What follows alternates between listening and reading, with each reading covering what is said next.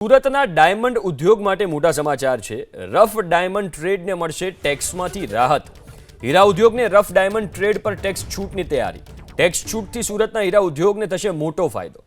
Tax છૂટનો પ્રસ્તાવ લોકસભામાં રજૂ કરાયો છે। કેન્દ્રના આ નિર્ણયથી હીરા ઉદ્યોગને મળશે નવી ઉડાન।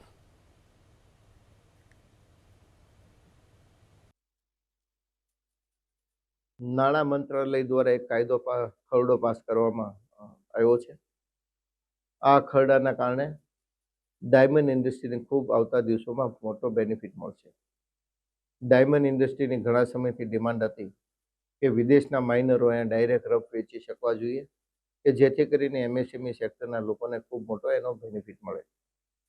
આ લોકસભામાં ખરડો પારિત કરવામાં આવ્યો છે, હવે રાજ્યસભામાં જશે અને પછી કાયદો બનશે।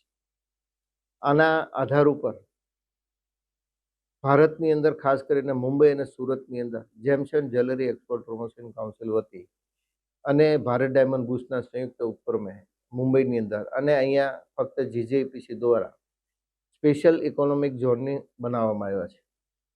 અત્યારે હાલ ગુજરાત હીરા બુશની અંદર આ સ્પેશિયલ ઇકોનોમિક ઝોન કાર્યરત છે।